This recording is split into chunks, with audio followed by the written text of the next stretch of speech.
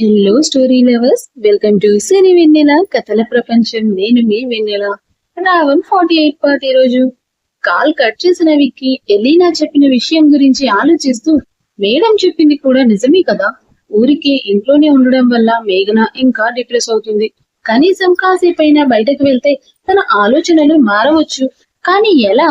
తను ఖచ్చితంగా నాతో పాటు రానని అంటుంది అని ఆలోచిస్తూ, మాతో పాటు తన పేరెంట్స్ ని కూడా తీసుకెళ్తే అనుకున్న విక్రమ్ కి ఎస్ ఇదే కరెక్ట్, ఇంటికి వెళ్ళగానే ఆంటీతో మాట్లాడాలి దీని గురించి అనుకుని మళ్ళీ తన వర్క్ లో మునిగిపోయాడు విక్రమ్. అలీనా కాల్ కట్ చేశాక అప్పటి వరకు తన మాటలన్నీ ఓ చెవేసి వింటూనే ఉన్న సారాకి, మామ్ వాట్ హ్యాపెన్, నువ్వు ఇప్పుడు మాట్లాడింది విక్రమ్ సార్ తోనే కదా అని అడిగింది. హా అవును బేబీ, నేను మాట్లాడింది విక్రమ్ తోనే అని చెప్పగా, మామ్ నాకు ఓ చిన్న డౌట్ ఉంది, అడుగుతాను, జస్ట్ క్లారిఫై చేస్తావా ప్లీజ్ అంది సారా. యా చెప్పు బేబీ, ఏంటి అని అడిగింది ఎలీనా. అది విక్రమ్ సార్ కి మేఘ్నాకి మధ్యలో ఏమైనా క్లాషెస్ ఉన్నాయా అని నార్మల్ గా అడిగింది సారా. కానీ అప్పటికే ఎలీనా సారా వైపు డౌట్ గా చూస్తుండడంతో, అంటే మామ్ వాళ్ళిద్దరూ లవ్ మ్యారేజ్ చేసుకున్నారన్నారు కదా, కానీ ఎందుకో మేఘాని చూస్తే నాకెందుకో అలా అనిపించలేదు. పైగా లైఫ్ పార్ట్నర్ గురించి మాట్లాడేటప్పుడు అతని గురించి ఎవరైనా గొప్పగా చెప్తుంటే భార్యలో ఉండాల్సిన గర్వం, సంతోషం ఆమె ఫేస్ లో కనిపించలేదు. అందుకే నాకెందుకో కాస్త డౌట్ గా అనిపించింది అని ఎలీనా అడిగే కన్నా ముందే తన ఎక్స్ప్లెనేషన్ ఇచ్చేసింది సారా తడబాటుగా. అదేంటి బేబీ, ఎందుకు అలా అనిపించింది నీకు? నాకు తెలిసి వాళ్ళిద్దరి మధ్య అలాంటి క్లాషెస్ ఏమీ లేకపోవచ్చు అంది ఎలీనా. కానీ సారా వదలకుండా, మరైతే మామ్ నువ్వు కూడా ఇప్పుడు చెప్పావు కదా విక్రమ్ సార్ కి మేఘా లోన్లీగా ఫీల్ అవుతుంది అని, అందుకే అడుగుతున్నా, నిజంగా చెప్పు ప్లీజ్ మామ్ అంటూ అడిగింది. ఎలీనా సారా వైపు వింతగా చూస్తూ, నాకు ఒకటి చెప్పు బేబీ, ఎందుకు వాళ్ళ లైఫ్ మీద నీకు అంత ఇంట్రెస్ట్ అని అడిగింది ఎలీనా సూటిగా సారా కళ్ళల్లో చూస్తూ. సారా తల తిప్పేసి తడబాటుగా, అదేం లేదు మామ్, నేను జస్ట్ క్యాజువల్ గా అడిగాను అంతే. మేఘ్నా నాకు చాలా నచ్చింది, తన లైఫ్ లో ఏమైనా ప్రాబ్లం ఉందేమో, నేను ఏమైనా హెల్ప్ చేయగలనేమో అని అడిగాను అంతే, మరి ఇంకేం లేదు అంది సారా. ఓ అంతేనా? అవును బేబీ, నాకు కూడా కాస్త అదే అనిపించింది. అంటే విక్రమ్ మేఘ్నా మధ్య ఏమైనా క్లాషెస్ వచ్చాయేమో అని, అందుకే తను అలా డల్ గా ఉందేమో అనుకున్నాను. నేను వారం నుండి చూస్తున్నాను కదా, విక్రమ్ కూడా మేఘ్నాతో అంత ఫ్రీగా ఉన్నట్టుగా అనిపించలేదు నాకు. అందుకే ఇద్దరికి కొంచెం ప్రైవసీ ఇవ్వడానికి తన కోసం టైం స్పెండ్ చేయమని కూడా చెప్పాను. మేఘ్నా చూస్తే చాలా మంచి అమ్మాయిలాగా ఉంది. ఏదో చిన్న చిన్న ఇష్యూస్ వల్ల లైఫ్ కాంప్లికేట్ చేసుకోవడం ఎందుకో నాకు నచ్చలేదు. అందుకే విక్రమ్ తో మరీ మరీ చెప్పాను అని చెప్పింది అలీనా. ఓ అవునా మామ్, థ్యాంక్ యూ. వాళ్ళు కలిసి ఉంటే నాకు కూడా అంతే కావాలి. మరి ఏమన్నారు విక్రమ్ సార్, మేఘాన్ని తీసుకొని బయటికి వెళ్తా అన్నారా అని అడిగింది సారా. హా అదే అన్నాడు బేబీ, నాతో రేపు బయటికి తీసుకెళ్తాను అని చెప్పాడు. లెట్స్ సీ అని వాళ్ళిద్దరూ అలా మాట్లాడుతూ ఉండగానే ఎలీనా హాస్పిటల్ రావడంతో ఫస్ట్ ఆవిడ్ని అక్కడ డ్రాప్ చేసి నెక్స్ట్ సారా విక్రమ్ హాస్పిటల్ కి బయలుదేరింది. విక్రమ్ కూడా ఇంటికి డైలీ లేట్ గానే వస్తున్నాడు. మేఘ్నా డైట్ ప్రకారం తను 9కే నిద్రపోతుంది. నైట్ 10:30కి అలా వస్తున్నాడు విక్రమ్. అలా ఆ రోజు కూడా ఎప్పట్లాగే 11కి ఇంటికి వచ్చేసరికి విక్కీ వాళ్ళ రూమ్ లో ఇంకా మెలకుగానే ఉన్నారు లలిత. విక్రమ్ రూమ్ లోకి రాగానే మేఘ్నా గురించి అన్ని విషయాలు అడిగిన తర్వాత ఆ రూమ్ నుంచి బయటకు వెళ్తున్న లలిత గారితో, ఆంటీ ఒక్క నిమిషం మీతో మాట్లాడాలి అన్నాడు విక్రమ్. చెప్పండి బాబు అని అడిగింది లలిత.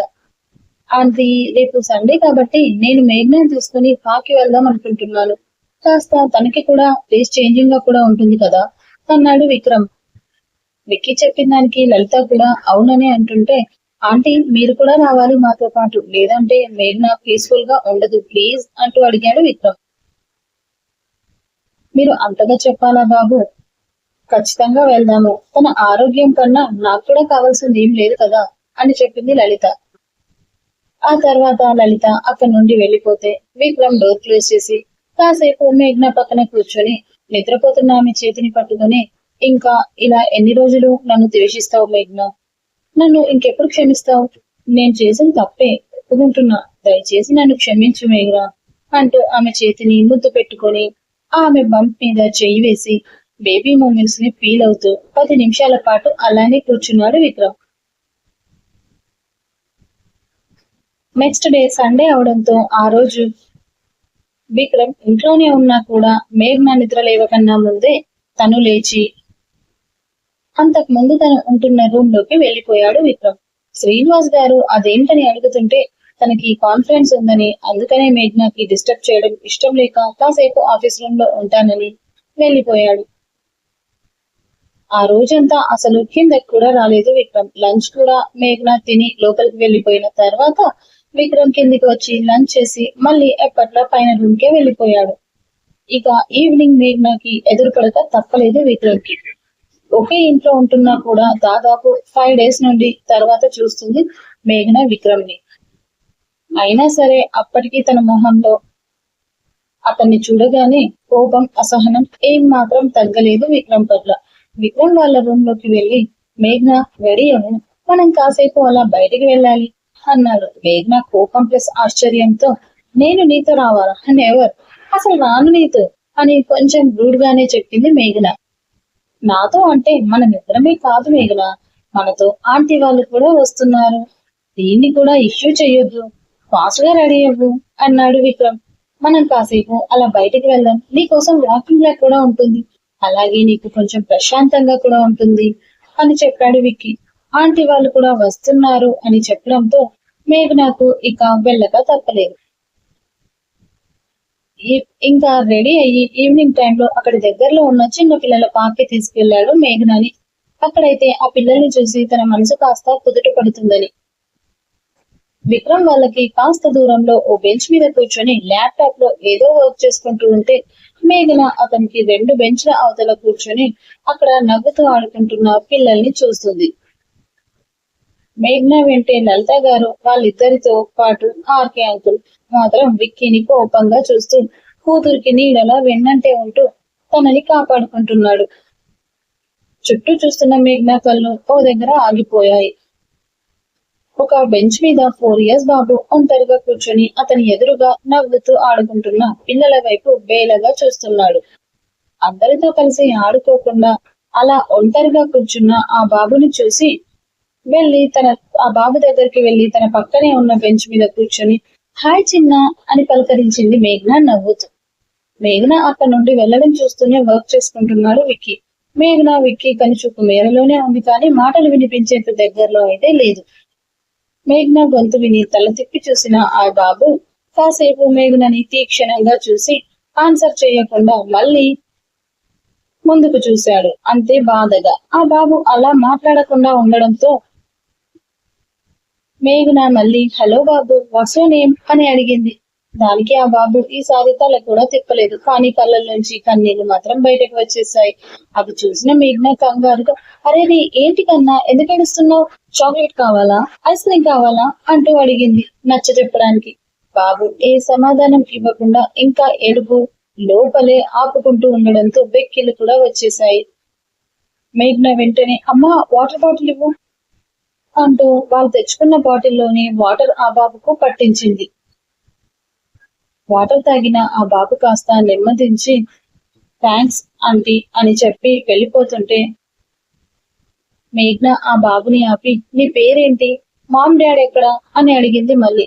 మేఘ్నా క్వశ్చన్ కి ఆ బాబు మళ్ళీ ఎడుపు అందుకుంటుంటే అప్పుడే అక్కడికి వచ్చింది 60 సంవత్సరాల ఒక పెద్దావిడ. అరే రే వేద్, ఏమైంది కన్నా, ఎందుకు ఏడుస్తున్నావు అని అడిగింది కంగారుగా బాబుని ఎత్తుకుంటూ. ఆవిడ తెలుగులో మాట్లాడడంతో ఆశ్చర్యపోయిన లలిత మీరు తెలుగువారా అని అడిగింది. అటువైపు నుండి ఆవిడ కూడా లలిత గారు నోట్లోంచి తెలుగు మాట రావడమే అవునండి మేము తెలుగువారమే, మీరు కూడా తెలుగువారేనా అంటూ అడిగింది సంతోషంగా. అవునండి అంటూ కాసేపు మాట్లాడుకున్నాక బాబు ఎందుకు అలా డల్ గా ఉన్నాడు అని అడిగింది లలిత. అదేం చెప్పమంటారు లలిత గారు, అదంతా వాడి తలరాత. తొందరపాటుతో, తెలివి తక్కువతనంతో, మూర్ఖత్వం వల్ల తల్లిదండ్రులు చేసిన తప్పులు పసిపిల్లవాడికి శాపంగా మారి ఇలా వాడిని మానసికంగా కృంగదీస్తున్నాయి అంది బాధగా. ఆర్కే అంకుల్ మేఘన ఏం జరిగిందా అన్నట్టు చూస్తుంటే లలిత గారు అడిగేశారు ఆవిడ్ని, ఏమైందండి, బాబు పేరెంట్స్ ఎక్కడ ఉన్నారు, ఎందుకు మీరు అలా మాట్లాడుతున్నారు అని. ఈ బాబు మా అమ్మాయి కొడుకండి. ఇద్దరు మా అమ్మాయి తన భర్త ఇద్దరు చదువుకునే టైంలో ప్రేమించుకున్నాం అన్నారు. ఒకరితో ఒకరు జీవితాంతం సంతోషంగా ఉంటాము అన్నారు. నాకు కూడా ఉన్నది ఒక్కటే అమ్మాయి అవ్వడంతో ఆ అబ్బాయి కూడా వాళ్ళ అమ్మా నాన్నలకు ఒక్కడే కొడుకు అయ్యేసరికి వారి ఇష్టాన్ని కాదనలేక వాళ్ళ ప్రేమను ఒప్పుకున్నాము. కాకపోతే చదువు పూర్తయ్యాక ఇద్దరు జీవితంలో స్థిరపడ్డాక పెళ్లి చేస్తాము అని కూడా చెప్పాము. అనుకున్నట్టుగానే ఇద్దరు చదువులు పూర్తి చేసి మంచి ఉద్యోగాలు కూడా తెచ్చుకున్న 3 నెలల్లోనే పెళ్లి చేశాము. ఇద్దరు చాలా అన్యోన్యంగా ఉన్నారు కూడా కొన్నాళ్ళు. కానీ అన్ని అనుకున్నట్టే జరిగితే అది జీవితం ఎందుకు అవుతుంది అన్నట్టు పెళ్ళైన 3వ నెలకి మా అమ్మాయి నెల తప్పింది. ఆ వార్త మా అందరికి ఎంతో సంతోషాన్ని ఇచ్చింది. కానీ ఆ సంతోషమే దాని జీవితకాలపు సంతోషాన్ని కాలరాస్తుందని అప్పుడు మాకు తెలియలేదు. చిన్న వయసులోనే ప్రెగ్నెన్సీ వల్ల మా అమ్మాయి హెల్త్ లో చాలా కాంప్లికేషన్స్ వచ్చాయి. దాంతో అమ్మాయి పూర్తిగా బెడ్ రెస్ట్ తీసుకోవాల్సింది సూచించారు డాక్టర్స్. పూర్తిగా బెడ్ రెస్ట్ అన్నప్పుడు కేవలం జాబ్ మానేయడం, ఇంట్లో ఏ పనులు చేయకుండా ఉండడం అనుకున్నాడు ఆ అబ్బాయి. కానీ బెడ్ రెస్ట్ అంటే అన్ని విషయాల్లోనూ అని అర్థం చేసుకోలేకపోయాడు. కొద్ది రోజులు బానే చూసుకున్న అతనికి వయసు ప్రభావం గట్టిగానే చూపించింది. ఇంట్లో దొరకనిది ఏదో బయట దొరుకుతుంది అన్న భావనలో తన ఆఫీస్లోనే మరొక అమ్మాయికి సన్నిహితంగా మెలగడం మొదలు పెట్టాడు.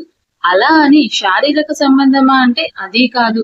అదేదో టీనేజ్ అట్రాక్షన్ అంటారు కదా, అలా.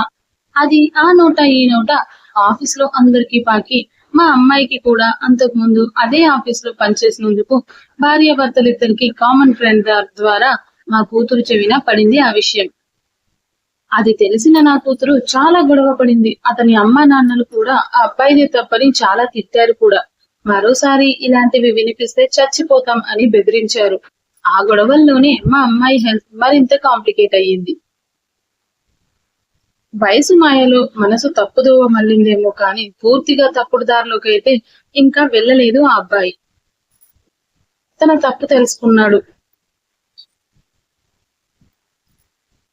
నాకు నీ మీద ఉన్న ప్రేమ కన్నా ఏది ఎక్కువ కాదు, ఎవరు ఎక్కువ కాదు అని నా కూతుర్ని బతిమిలాడాడు. కానీ అప్పటికే ఆలోచన లేకుండా ఆవేశంతో నా కూతురు నాకు తెలియకుండా డివోర్స్ కి అప్లై చేసింది. అతను విడాకులు ఇవ్వనన్నాడు. ఇది చచ్చిపోతాను అని బెదిరించింది. అయినా తను ఒప్పుకోలేదు. కాళ్ళ మీద పడ్డాడు. చేసిన తప్పుకి క్షమించమన్నాడు. కానీ అతన్ని క్షమించడానికి నా కూతురికి ఆత్మాభిమానం అడ్డొచ్చింది. తప్పు తెలుసుకుని వచ్చాడు కదా అమ్మ అని క్షమించి ఇద్దరూ కలిసి ఉండండి, సంతోషంగా కాపురం చేసుకోండి అని మేము ఎంతగానో చెప్పి చూశాము. కానీ తను ఒకే ఒక ప్రశ్న అడిగింది నన్ను. ఒక్కసారి అలాంటి దోవలో వెళ్ళిన వాడు మళ్ళీ మళ్ళీ అదే దారి ఎంచుకోవడానికి గ్యారంటీ ఏంటి అని ఎదురు ప్రశ్నించింది నన్ను. ఏం చెప్తాను నేను? మనిషి బ్రతికే జీవిత కాలానికే గ్యారంటీ లేని రోజుల్లో ఉన్నాం మనం. అలాంటిది మనసులకు వారి నిర్ణయాలకు గ్యారంటీ అంటే ఎక్కడి నుండి తీసుకురాగలం చెప్పండి? మౌనంగా ఉండిపోయాను నేను కాసేపు. కానీ నా మౌనం ఈ పసిపిల్లాడి భవిష్యత్తుని శాసిస్తుందని తెలియలేదు నాకు అప్పుడు. అప్పుడే నేను నా కూతురికి కాస్త గట్టిగా జీవితం గురించి చెప్పుంటే ఇప్పుడు నా కూతురు మనవడి పరిస్థితి ఇలా ఉండేది కాదేమో.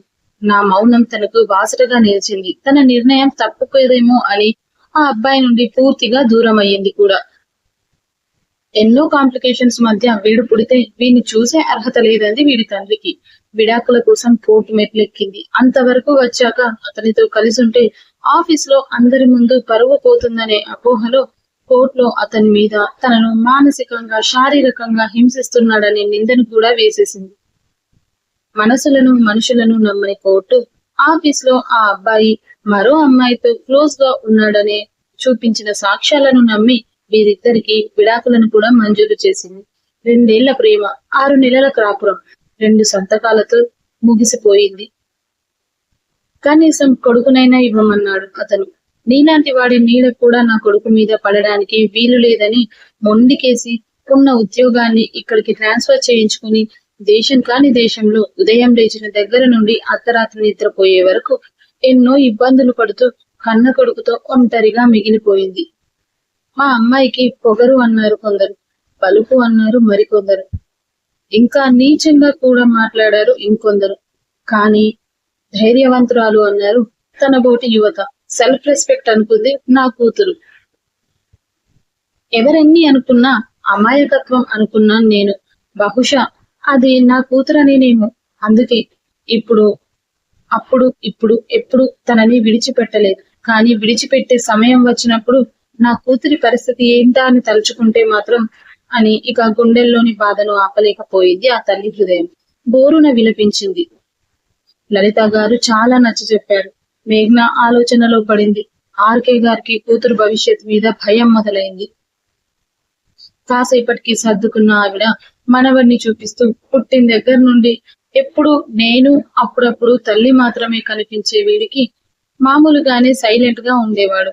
వీడికి 3వ సంవత్సరం వచ్చాక ప్లే స్కూల్లో జాయిన్ చేశాక అక్కడి పిల్లలకు తల్లితో పాటు తండ్రి కూడా వస్తుండడం చూసి ఓ రోజు స్కూల్ నుండి వచ్చాక మొదటిసారి అమ్మమ్మ, డాడీ అంటే ఎవరు, ఎక్కడుంటారు అని ప్రశ్న మెదిలింది వాడి చిన్ని మనసులో. దానికి పేరుతో ఇచ్చే సమాధానం సరిపోలేదు వాడి మనసుకి. అంతకన్నా సమాధానం లేదు నా దగ్గర. అలా తన విషయంలో డాడీ అంటే కేవలం పేరు తప్ప మనిషిగా తనకు కనబడని కొన్నాళ్లకు అర్థమయ్యిందే. అడగడం మానేశాడు. అదే కాదు, ఇంకేది అడగడు. పూర్తిగా స్తబ్దుగా మారిపోయాడు. చివరికి వాడి ఆకలి కూడా అడగడు వాడు. మనమంతటా మనం తినిపిస్తే తింటాడు, లేదంటే రోజంతా అలానే ఉంటాడు. నేను కూడా చాలా చెప్పి చూశాను నా కూతురికి.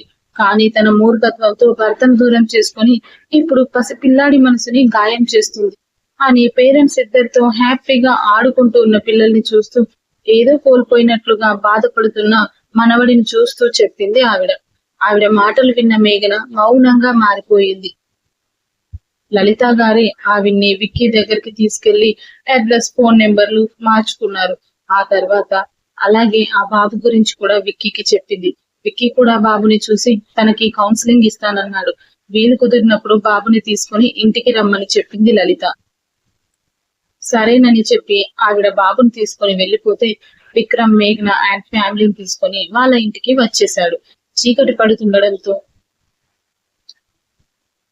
మేఘ్నకి ఇంటికి వచ్చినా కూడా పార్క్ లోని ఆమె ఆలోచనలు వదల్లేదు. ఆర్కే అంకుల్ కూడా సీరియస్ గా మారిపోయారు. ఇక విక్కీ ఇంటికి రాగానే మళ్ళీ ఆఫీస్ రూమ్ కి వెళ్లిపోయాడు, మేఘనను డిస్టర్బ్ చేయలేక. రోజులాగే ఆ రోజు కూడా మేఘనకి త్వరగా డిన్నర్ తినిపించి మెడిసిన్ ఇచ్చేశారు లలిత. టాబ్లెట్స్ వేసుకుంటున్న మేఘన మొదటిసారి అమ్మా విక్రమ్ ఇక్కడ అని అడిగింది ఏమరపాటును. లలిత గారికి అది ఆశ్చర్యంగానే అనిపించినా కూడా మళ్ళీ తన ఆశ తీరేది కాదన్న నమ్మకంతో ఆఫీస్ రూమ్ లో ఉన్నాడేమో మేఘ్న, నువ్వు రెస్ట్ తీసుకో, నేను మీ నాన్నగారికి అన్నం పెట్టొస్తాను అని బయటకు వచ్చేసింది. ఆలోచనలోనే నిద్రపోయింది మేఘ్న. మేఘ్న నిద్రపోయాక రూమ్ లోకి వచ్చాడు విక్రమ్. మధ్యరాత్రిలో వాష్రూమ్ కోసం లేచిన మేఘ్న సోఫాలో పడుకున్న విక్రమ్ ని చూసి 2 క్షణాలు తీక్షణంగా చూసింది అతని ఫేస్ ని. ఏ భావం లేకుండా మళ్ళీ వెళ్లి పడుకుంది బెడ్ మీద. కానీ నిద్ర రాలేదు ఆమెకి. నెక్స్ట్ డే కూడా మేఘ్న కళ్ళు తెరిచే కన్నా ముందే మేఘ్నను చెక్ చేసి ఆఫీస్ కి వెళ్లిపోయాడు విక్రమ్. విక్రమ్ చెక్ చేసి ఆ రూమ్ దాటిన 2వ నిమిషమే కళ్ళు తెరిచింది మేఘ్న. అప్పటి వరకు మెలకువలోనే ఉన్నా కూడా అతను ఆమెను చెక్ చేస్తున్నంతసేపు అతనిలో ఓ డాక్టర్, పేషెంట్ అనే భావమే తప్ప మరే భావం లేదు. ఉదయం 10 గంటల సమయంలో విక్రమ్ ఇంటికి వచ్చారు ఎలీనా, సారా. ఎప్పటిలానే మేఘ్నాను చెక్ చేసిన ఎలీనా, మేఘ్నా మునుపటి కన్నా ఇంకా ముభావంగా ఉండడంతో ఏమై ఉంటుంది అన్న అనుమానం మొదలైంది ఆమెలో. అదే విధంగా సారాతో కూడా చెప్పింది. మేఘ్నా ప్రాబ్లం ఏంటో కనుక్కొని తన మూడ్ చేంజ్ చేసే బాధ్యతను సారాకు అప్పచెప్పింది ఎలీనా. ఒకే ఏజ్ వారు అయితే త్వరగా ఓపెన్ అవుతారు అన్న ఉద్దేశం ఆమెలో. Next episode promo. చర్చిలో అటు mister and Mrs Joseph Elina, ఇటు శ్రీనివాస్ గారు సాక్షులుగా తన ప్రేమను గెలిచానన్న ఆనందంతో వెలిగిపోతున్న సారా అండ్ తప్పక తన వారిని నొప్పించలేక బాధతో కుమిలిపోతున్న విక్రమ్ మిశ్రా ఒకరికొకరు ఉంగరాలు మార్చుకున్నారు. ఇది ఎలా జరిగిందో, ఎందుకు జరిగిందో తెలుసుకోవాలనుకుంటే వింటూనే ఉండండి రావణ్ ఓన్లీ అండ్ సిరి వెన్నెల కథల ప్రపంచం. స్టోరీ నచ్చితే లైక్ చేయండి, షేర్ చేయండి, కామెంట్ చేయండి అండ్ నన్ను సబ్స్క్రైబ్ చేసుకోండి. ఇందులో ఫుల్ ఫన్ నేను యాడ్ చేయడం అంటే చాలా కష్టం అండి. ఇది ఫన్ స్టోరీ కాదు, ఒక మెసేజ్ ఓరియంటెడ్ స్టోరీ అండి. అర్థం చేసుకోండి. మీకు ఫన్ స్టోరీ కావాలంటే అరోగెంట్ హస్బెండ్ ఉంది అండ్ నెక్స్ట్ కూడా రేపు నేను ఒకటి యు ఆర్ మై డెస్టినీ అనేది ఇవ్వబోతున్నాను. Full romantic and fun story. అది చాలా ఎంజాయ్ చేస్తారు మీరైతే, గ్యారంటీ నాది.